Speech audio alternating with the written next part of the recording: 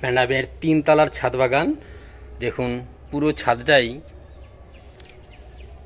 বিভিন্ন ফল এবং ফুল গাছে ভরে আছে। এখানে বেশিরভাগ ক্ষেত্রে ফল আছে, সবজিও তো আছেই, ফল রয়েছে। ফলগুলোর সঙ্গে পরিচয় করান। এটা মিষ্টি আমরা, মিষ্টি আমরা খাই আমরা যেটা আর কি।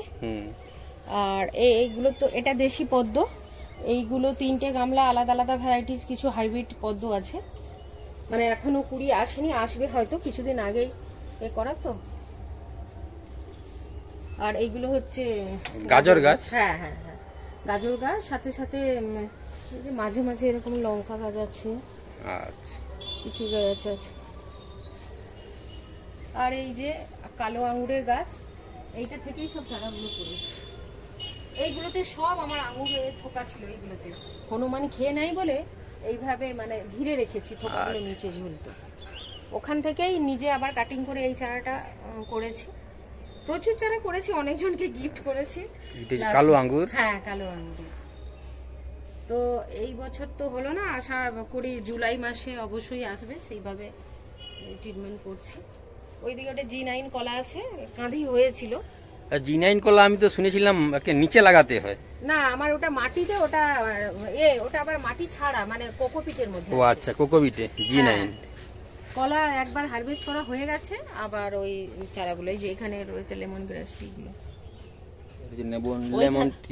লেমন গ্রাস, যেগুলো লেমন গ্রাস, ওই যেগুলো থেকে চারা নিচে দেখালাম ওখানে আর কি। এই যে ড্রাগন, এই কিছুদিন পর এবারে ফুল এসে যাবে। এবার আজ একটু বৃষ্টি হয়েছে তো এবার এসে যেতে পারে। আচ্ছা, ওই কুলটা কি কুল? এইটা কাশ্মীরি আপেল কুল আছে। আচ্ছা, মিস ইন্ডিয়া। এটা কোকোপিটের মধ্যেই লাগানো, এটা মাটি নয়, উপরে শুধু ওই কোকোপিটের যে সেই প্যাকেটটা ঢেলেছিলাম, এই যে হালকা একদম। আর এগুলো আমার দেশি পেঁয়াজ, যেটা গুড়ি পেঁয়াজ বলা হয়। হ্যাঁ হ্যাঁ, মুড়ি পেঁয়াজ যেটাকে বলে, গুড়ি পেঁয়াজ। হ্যাঁ, তোলার মতো। এখানেও আছে, মুড়ি পেঁয়াজও আছে, তার সাথে লঙ্কাও গাছ রয়েছে। আচ্ছা, এই ফল গাছগুলো? এইটা আমার বাড়ি অন মালটা। এইটাই বলছিলাম, আমার প্রচুর হয়েছিল, সব ঝরে গেছে। মানে এই 5টাকেও আশা করিনি থাকবে কিনা, তাও মানে কোনোভাবে রয়ে গেছে আর কি, প্রচুর পরিমাণে হয়েছিল। আর এইটা হয়েছিল চাইনিজ মিষ্টি অরেঞ্জ। তো এটা ওই ফল হারভেস্ট করার পর রিপোর্ট করেছিলাম, ফলটা হারভেস্ট করেছি, দেরি হয়ে গেছে তো, তারপর আর ফুল আসেনি। আর ওইগুলো নিজে সব লেবুর চারাগুলো বানিয়েছি আর কি, গুটি কলম করে ওখানে আছে, সিডলেস লেমন আছে, আর পাতিলেবু, এগুলো নিজে বানিয়েছি। আর এটা হচ্ছে আপেল গাছ।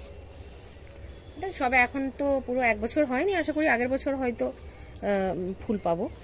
আমিও বি থেকে 4টে আপেল গাছ করেছি, বীজ থেকে মানে হওয়া মুশকিল, মানে ওই এটা কাটিং এর করেছি, মোটামুটি হয়ে গেছে, আছে 4টে বেঁচে আছে। আর এটা মালবেরি, তো প্রচুর মালবেরি হয়েছিল। পাখির জন্যই বেশি রেখে দিই, পাখি খেতে খুব ভালোবাসে। স্বাদটা কিরকম? আপনি স্বাদটা খেয়ে দেখুন না, একটা টক মিষ্টি। তবে মিষ্টির ভাগটাই বেশি, যখন মানে এটা পুরো ব্ল্যাক হয়ে যাবে, পুরো যেটা কালো হয়ে যাবে, এটা একটু টক মিষ্টি লাগবে। যখন পুরো ব্ল্যাক হয়ে যাবে তখন মানে একদম মিষ্টি, চিনির মতো মিষ্টি। এমনিতে এখন এই যে লালচে ভাব আছে, মানে একটু টক মিষ্টি লাগবে। আর পুরো কালো হয়ে গেলে একদম মিষ্টি কামড়াকার মতো লাগছে। হ্যাঁ, একদম ব্ল্যাক হয়ে গেলে তখন পুরো ইয়ে হয়ে যাবে। এখানে দুটো সবেদা গাছ আছে। এটা হচ্ছে নতুন বসিয়েছি কালাপাতি। এটা এখন ছোট টবেই আছে, মানে একে হয়েছে প্রচুর, মাঝে হয়েছিল কিছু, ফেলেও কেটেও দিয়েছিলাম। আর এটা আছে থাই সবেদা। আমি বাড়িতে 4-5টা নিয়ে গেছি, মানে পাকাতে দিয়েছি আর কি। এতে এই গাছটা এই ক্যারেটের মধ্যে আছে একটা। আর এখানে একটা ডালিম গাছ রয়েছে। আর এটাও একটা, এখানেও একটা আপেল কুল আছে। আচ্ছা, এটা আছে আরবিয়ান খেজুর। হ্যাঁ, আরবিয়ান খেজুর, এটা বীজ দিয়ে নিজে বানিয়েছি। আমার বীজের গাছ 4টে আছে, কিছু লাগিয়ে দেওয়া আছে আর কিছু টবে আছে। এবারে কবে ফুল হয় ফল হয় সেটা পরের কথা। আমারও সেই থাক, যবে হয় হবে। আর এটা হচ্ছে সাদা জামের গাছ, এই সবে মানে ফুল থেকে এতে তৈরি, ফলে তৈরি হচ্ছে আর কি। সাদা জামের এই ফুল আসছে? না না, ফুল হয়ে ফুলটা এবার ফল সেট হবে। আচ্ছা, ফল আছে। আচ্ছা, হ্যাঁ, ফল সেট হচ্ছে। আর আখ তো রয়েছে, কালো আখ, পাঁচলি আখ। আর পুরো ছাদ জুড়েই ড্রাগন গাছ আছে, কেননা হনুমানের হাত থেকে রক্ষা করার জন্যই মানে আমি পুরো বাগান জুড়েই ড্রাগনটা লাগিয়েছি। এটা হচ্ছে দেশি দেশি কুঁদরি। এটা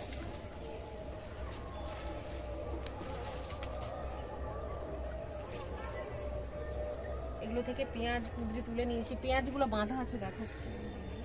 এখানে কুঁদরি আছে, এইখানে কিছু গাজর আছে, এই যে গামলার মধ্যে গাজর আছে। যখন দরকার হয় তখন মানে এখান থেকে তুলে নিয়ে যাওয়া হয়। হ্যাঁ,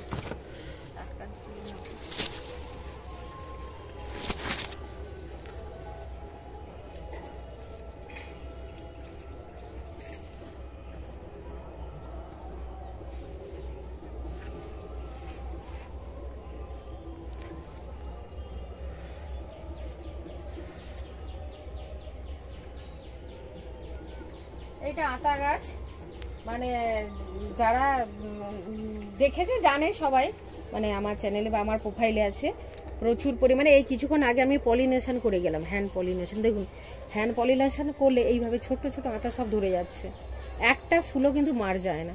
দেখুন এই যে ভেতরেও পাপড়ি কালো আর উঠে গেছে, এই এটা পুরো ধরে গেছিল আতাটা।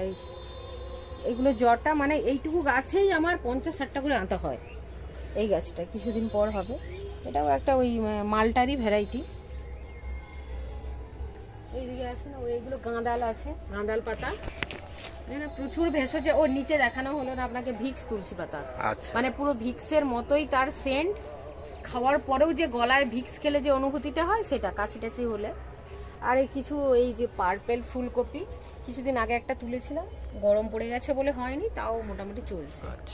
ব্রকোলিয়া, হ্যাঁ। আর এখানে এই যে এটা হচ্ছে ইয়ে লাল ল্যাংচা জামুন, এই ফুল আসছে সবে, একটা দুটো করে ফুটছে। এখানেও একটা ভ্যারাইটিজ কুঁদরি আছে, 2 রকম কুঁদরি আছে। ওখানেও একটা দেশি মোটা মোটা হয়, প্রতি সবে এখন তো গ্রোয়িং পিরিয়ড, তো মানে এই গরম আসছে তো ওইগুলোতে পুরো ভর্তি। আর এইগুলো তো সব ছিল মানে বড় যে কালো বেগুনগুলো, এটা কালো বেগুনের দেখতেই পাচ্ছেন পুরনো হয়ে গেছে গাছটা।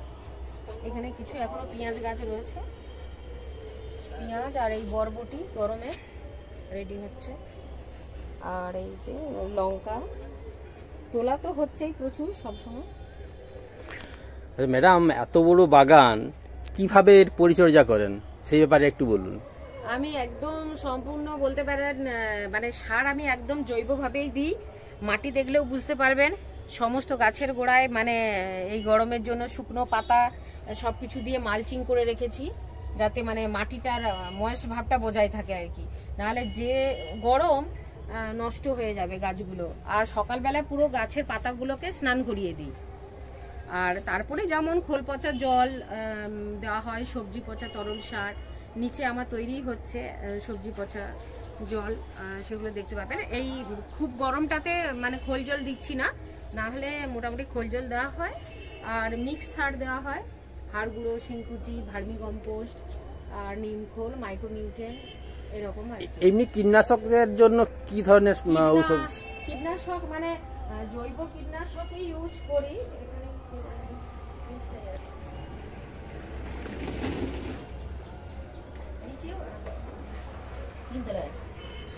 মোটামুটি ওই জৈব কীটনাশক যেগুলো ট্র্যাপ আছে, তারপরে কাটাপ্পা আছে, ওইগুলো ইউজ করি। তারপরে জেন এক্সট্রা, ওটা লেদা পোকার জন্য খুব ভালো, এরকম আর কি কীটনাশক ইউজ করি। তবে খুব কম, মানে যতটা সম্ভব পারি কি পাতাগুলো উল্টে পাল্টে দেখি, যখন দেখছি পোকা তখন হাত দিয়ে ফেলে দিয়েও মারি কখনো, বা কীটনাশক স্প্রে করি এরকম।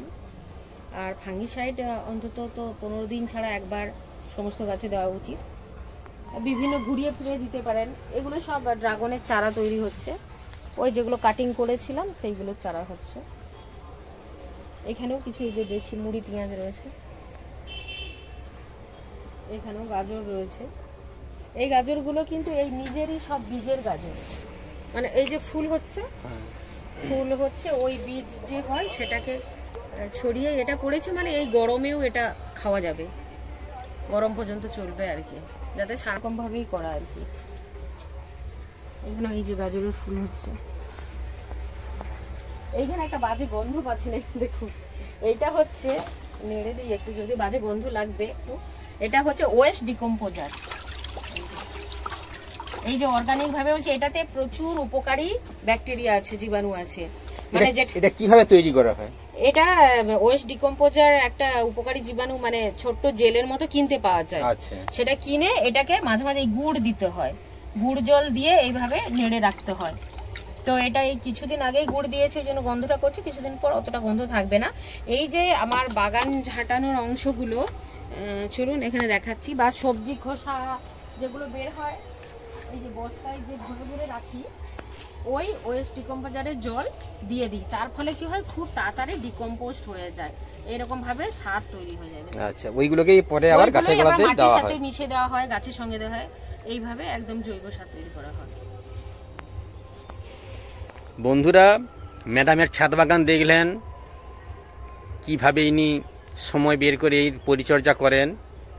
তো বন্ধুরা, যারা নতুন এসেছেন আমার ভিডিওতে, অবশ্যই লাইক, শেয়ার, কমেন্ট এবং সাবস্ক্রাইব করে পাশে থাকবেন। পাশে থাকা অল বাটনটি দাবিয়ে নোটিফিকেশান অন করবেন। এছাড়া আপনাদের নিজস্ব মতামত অবশ্যই কমেন্ট সেকশনে জানাবেন। তো সকল দর্শক বন্ধুদের নমস্কার।